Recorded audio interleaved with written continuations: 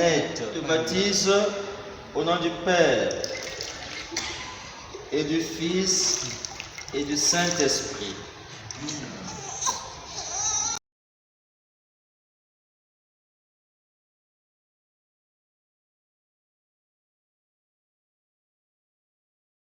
Chers frères et sœurs, bonsoir. C'est Anne-Marie Javoué qui nous réunit ce soir sur l'initiative de nos associés. En effet, c'est un 11 novembre qu'Anne-Marie Javoué fut baptisée et fit sa consécration à Dieu en la fête de Saint-Martin. Dès le XVIIIe siècle, Anne-Marie Javoué a su valoriser son baptême. Si elle vivait de nos jours, elle saurait répondre à la question qui constitue le thème de cette année. Chrétien de Brazzaville, qu'as-tu fait de ton baptême? Avec foi, confiance, espérance et reconnaissance, vivons ce moment sacré en cette année Anne-Marie Javoué. La provinciale, dans son mot d'ouverture le 15 octobre, disait, je cite, « Nous ne ferons pas d'économie en cette année. Nous profiterons de chaque occasion pour parler d'Anne-Marie Javoué. » Pour ce soir, nous aurons une projection d'un film sur Anne-Marie Javoué. Cette projection sera suivie d'un partage sur le chemin de sainteté. Viendra ensuite une séquence de questions-réponses et enfin, bonsoir. Nous nous sommes proposés d'avoir un petit entretien ce soir sur la sainteté, simplement parce que nous célébrons l'année Anne-Marie Javoué, comme nous le savons, et nous voulons demander par nos prières lors de nos célébrations eucharistiques et par nos prières à la maison, nous demandons à Dieu la grâce de la canonisation de Anne-Marie Javoué. Et nous l'appelons souvent la bienheureuse Anne-Marie Javoué. Quelle est la différence? Pourquoi les sœurs ne se sont pas simplement contentées de dire bienheureuse Anne-Marie Javoué? Pourquoi prier pour demander la canonisation de Mère Javoué? C'est la raison pour laquelle nous avons voulu, en ce jour particulier où nous célébrons avec nos sœurs l'anniversaire du baptême de Anne-Marie Javoué, mais aussi sa consécration à Dieu, qui sont devenus pour elle la porte d'entrée de la sainteté. Nous allons donc ensemble avoir quelques mots sur la sainteté de manière générale. Et donc, tout d'abord, nous voulons le faire à la mémoire de la bienheureuse Anne-Marie Javoué, comme je l'ai dit. Et j'ai été frappé par cette phrase tirée de l'une des lettres, 554. Travaillons à faire de saintes religieuses. Aidez-leur de vos bons conseils et à se sanctifier dans leur emploi, à faire tout pour plaire à Dieu et répondre à ses desseins, faisant des saintes de leurs élèves. Et donc, la mission de la sainteté qu'a voulu Mère Javoué, si nous nous en tenons à cette lettre, est d'abord de faire de saintes religieuses, mais aussi de travailler à faire de saintes élèves partout où elles sont implantées et partout où elles s'engagent à travailler pour l'éducation des jeunes. Et donc, quels sont les éléments sur lesquels nous allons essayer d'échanger très rapidement? D'abord, nous sommes tous appelés à la sainteté. Ensuite, nous allons voir que le martyre est le témoignage suprême de la sainteté. Ensuite, nous allons voir la sainteté de vie en soi-même. Et puis, nous allons voir les trois reconnaissances dans l'Église d'une vie sainte. D'abord, l'Église nous reconnaît comme vénérable. Ensuite, l'Église nous reconnaît comme bienheureux avant de nous reconnaître comme saints ou comme saintes. Et donc, nous sommes tous appelés à la sainteté. La sainteté est notre vocation en tant que chrétiens, nous le savons déjà. Et cette vocation à la sainteté nous vient d'abord de la sainteté de l'Église. L'Église est sainte Et cela est un dogme de foi, c'est-à-dire c'est un enseignement qui nous est donné par l'Église, qui nous enseigne que l'Église est sainte. Et malgré le péché qui est présent dans l'Église, malgré le péché qui est présent, même au cœur du clergé et de la hiérarchie de l'Église, eh bien, l'Église est sainte. Et ce dogme de foi nous est donné dans notre credo. Lorsque nous récitons le Je crois en Dieu, nous arrivons quelque part et nous disons Je crois en l'Église catholique, qui est une, qui est sainte et qui est apostolique. Et donc l'Église est sainte par définition même.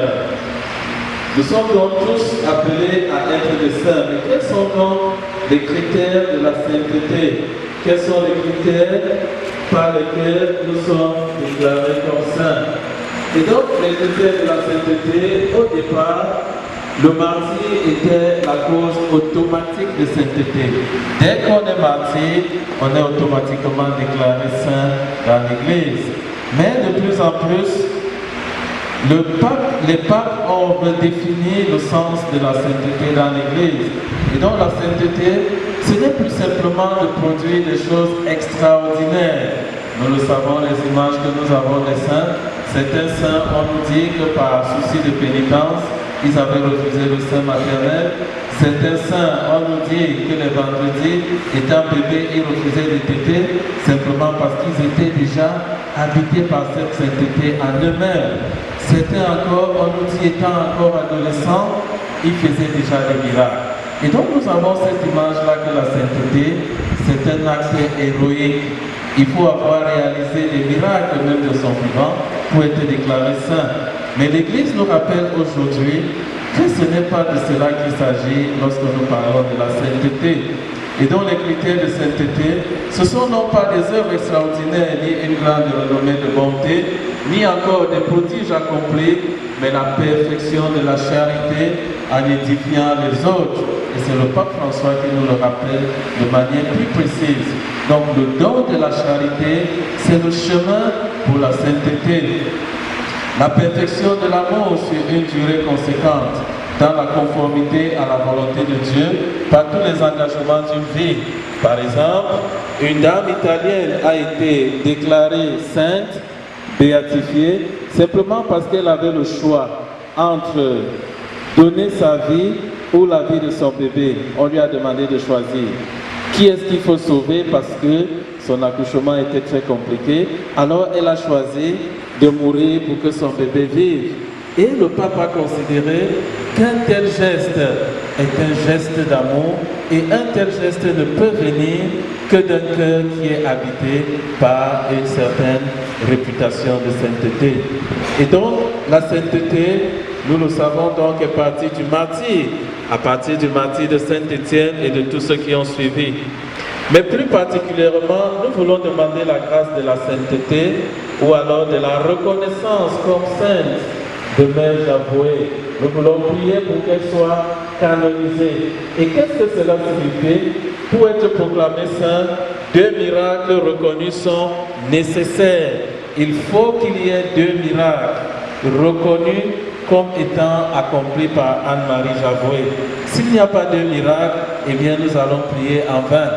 Le pape se réserve quand même le droit de décider qu'il peut canoniser quelqu'un ou quelqu'une, même si cette personne n'a pas de miracle. C'est ce que le pape François a fait par exemple avec un saint jésuite, entre parenthèses, le pape étant jésuite quand même, il fallait commencer par sa maison. Et donc le pape François a décidé de canoniser le bienheureux Pierre Favre, qui a vécu du temps de Saint Ignace, mais qui jusque-là n'a aucun miracle qui lui est attribué. Et donc son dossier de sainteté traînait dans le Vatican depuis le XVIe siècle. Et donc le pape, quand il a été élu, il a décidé de le canoniser. Eh bien, le pape a décidé également de canoniser Mère Javoué, même s'il n'y a pas de miracle. Et donc nous allons prier pour avoir des miracles, mais aussi pour toucher le cœur du pape, pour que même si nous ne voyons pas de miracle, pourquoi pas notre prière va se transformer en miracle. Et donc, le deuxième élément, c'est qu'il faut une enquête. en dehors des deux miracles, il faut une enquête. Lorsqu'il y a des miracles qui sont attribués à une personne, le diocèse local et puis le diocèse d'origine de la scène engage une procédure pour mener les enquêtes. Donc il faut vérifier est-ce que la personne qui dit avoir reçu ce miracle était vraiment gravement malade et a été guérie parce qu'elle a prié par l'intercession de Anne-Marie Javoué.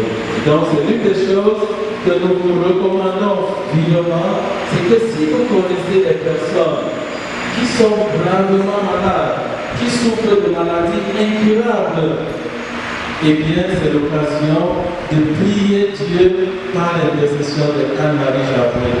Et si par miracle ces personnes ont la guérison par l'intercession de Anne-Marie Javoué, alors le processus de canonisation sera encore plus avancé et sur une bonne voie. Et nous aurons contribué non seulement par notre prière, mais aussi par notre témoignage à la canonisation de Mère Javoué. Mais avant d'arriver à la canonisation, l'Église nous dit qu'il y a d'abord certaines personnes qui sont reconnues comme vénérables. Vénérables pourquoi? Parce qu'elles ont une certaine réputation de sainteté et elles ont des vertus héroïques. Et pour ces personnes-là, l'Église demande d'attendre 5 ans après leur mort avant de pouvoir les déclarer comme vénérables. Et donc, j'espère qu'il y a des vénérables mères et pères parmi nous ici. Et l'étape à laquelle nous sommes avec Mère Javoué, c'est qu'elle avait déjà été déclarée vénérable, elle a été déclarée bienheureuse, et pour être déclarée bienheureuse, il faut un miracle reconnu par l'Église. Peut-être les sœurs pourront nous dire quel est le miracle qui avait été retenu par l'Église pour la béatification de Mère Javoué, ou alors peut-être elle a aussi reçu cette dispense comme le pape François l'a accordé pour le bienheureux Pierre Favre en vue de sa canonisation. Et donc, le deuxième décédé, on a toujours dit, nous voulons être saints, tout le monde va aller au paradis, mais personne ne veut mourir. Pour être déclaré vénérable, saint ou bienheureux, il faut être décédé, c'est la première des conditions. Pour être vénérable, il faut être mort en odeur de sainteté, avoir la reconnaissance officielle de l'héroïcité de nos vertus.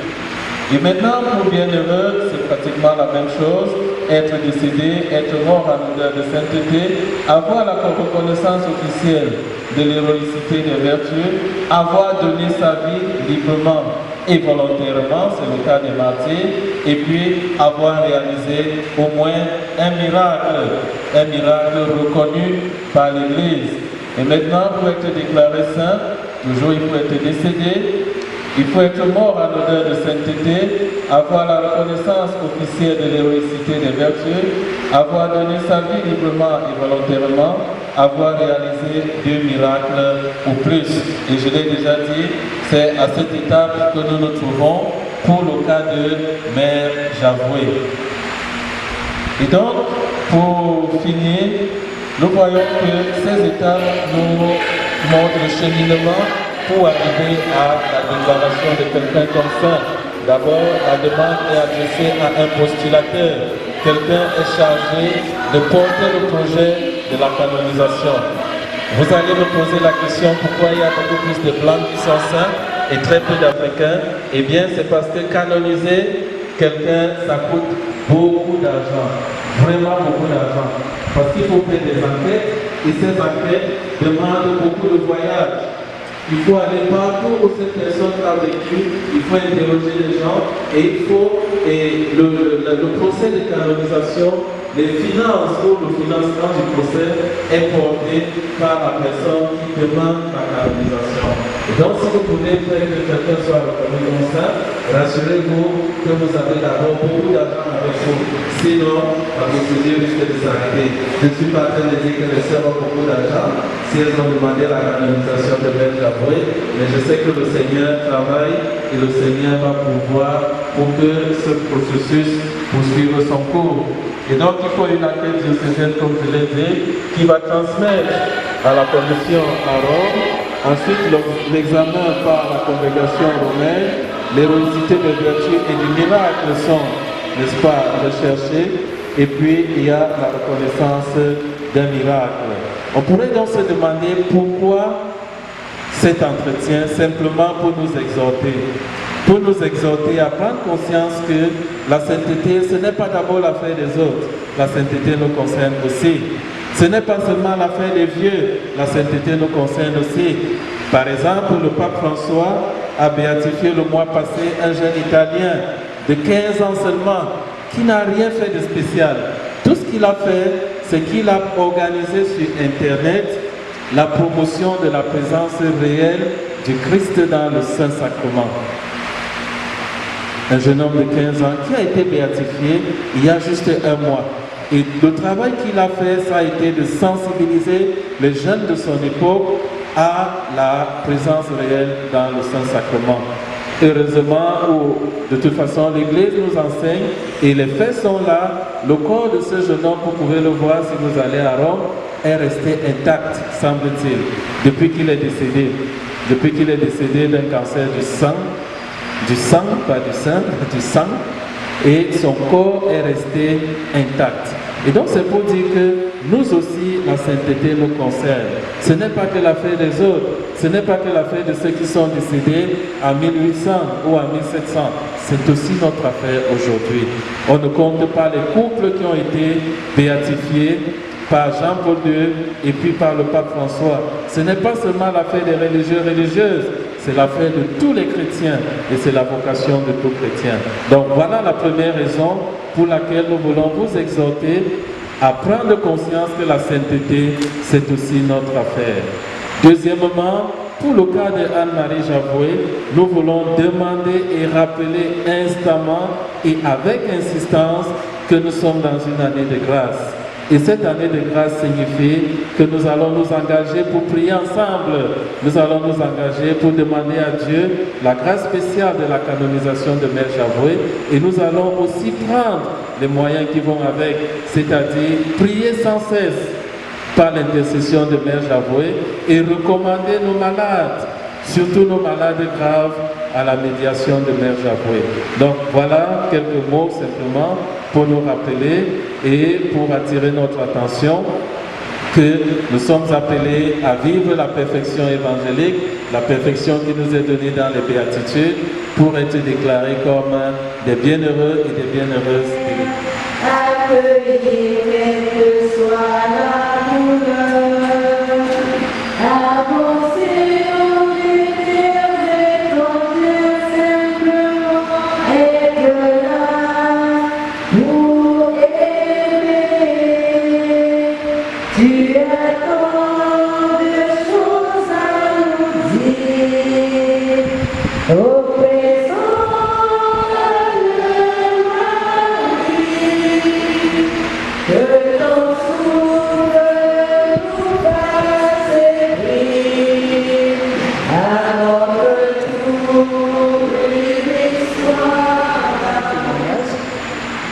J'ai été visitée par l'abbesse Roxane-Marie Javoué. Je l'avais dit aux sœurs, à la sœur Hortense.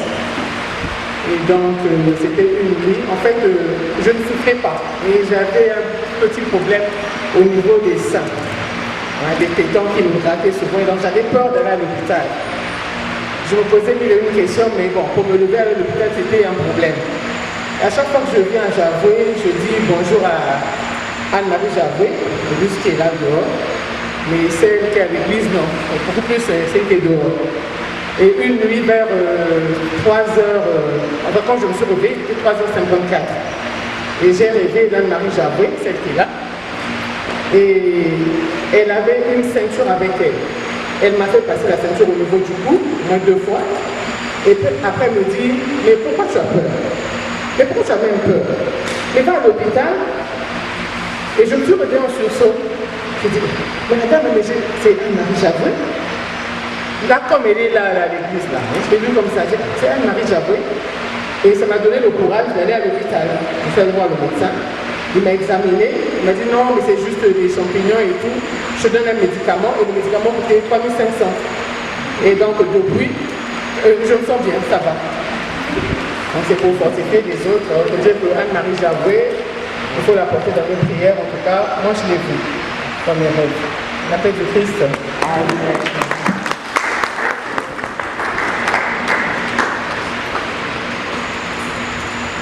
Merci pour ce témoignage. J'espère que les sœurs l'ont enregistré, la vidéo est là. J'espère que le témoignage a été enregistré et qu'il pourra servir à ceux de gloire. Et vous comprenez que lorsque Rome va apprendre ce témoignage, il faudrait qu'on envoie 2 ou 3 personnes pour venir vérifier. Et donc, les sœurs vont devoir payer le billet d'avion de ces 2 ou 3 personnes qui viendront pour écouter ce témoignage et attester de son authenticité. Voilà, autre question. Il y a une qui devait être là, qui est dans le cœur, les flots du Congo. Apparemment, elle n'est pas là, c'est elle-même qui allait témoigner. Cette fille, elle s'appelle Emilia, je pense, avait son enfant qui souffrait 6 mois, durant 6 mois. Tous les traitements, elle est partie à l'hôpital et tout pendant le confinement.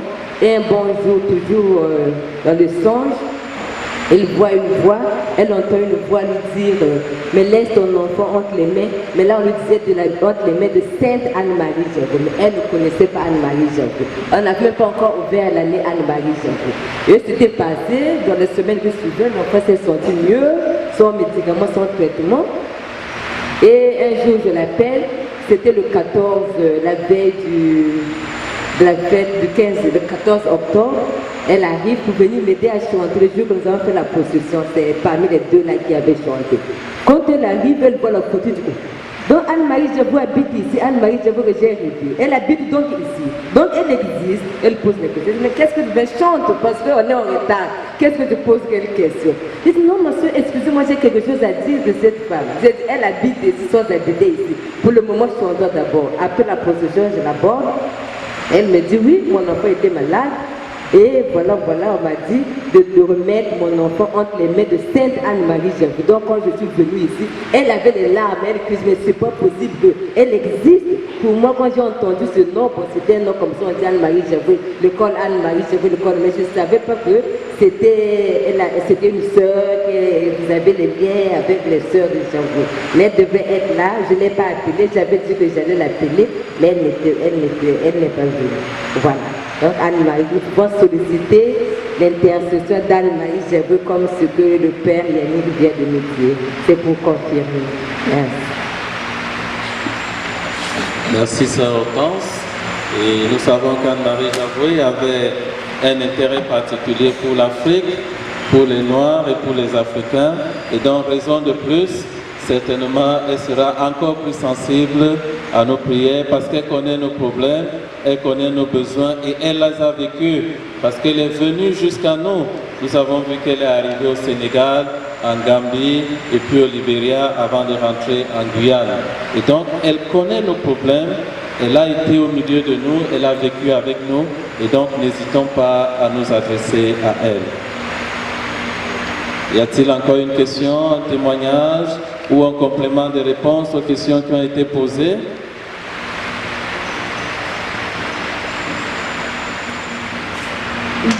Merci pour m'avoir accordé la parole.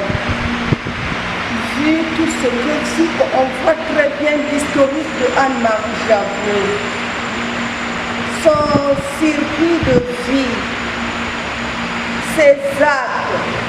Est-ce qu'à partir de ces actes, à partir de tout ce qu'elle a fait pour le monde entier, pour l'Afrique surtout, est-ce qu'à partir de cela, on ne peut pas annoncer qu'elle est sainte?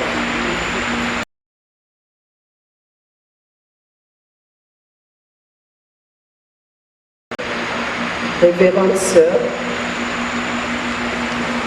vous tous venez participer à cette cérémonie relative à la commémoration de la date anniversaire du baptême et de la consécration à Dieu de la bienheureuse Anne-Marie Javet. Au nom des associés d'Anne-Marie Javet, je vous souhaite et vous adresse nos sincères remerciements pour votre participation à cette activité, malgré vos multiples occupations.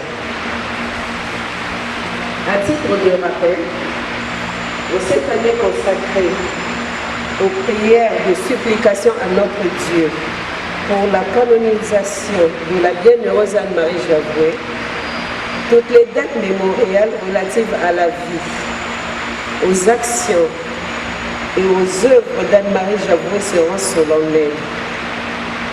En effet, Anne-Marie Javoué, fondatrice de la congrégation des Sœurs de Saint-Joseph de Pigny, est née à Chamblon le 10 novembre 1779.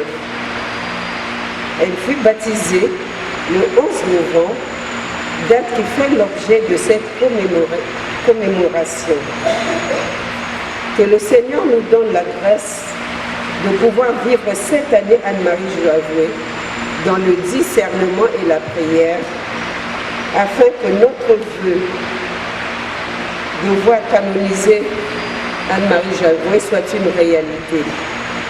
Je vous remercie.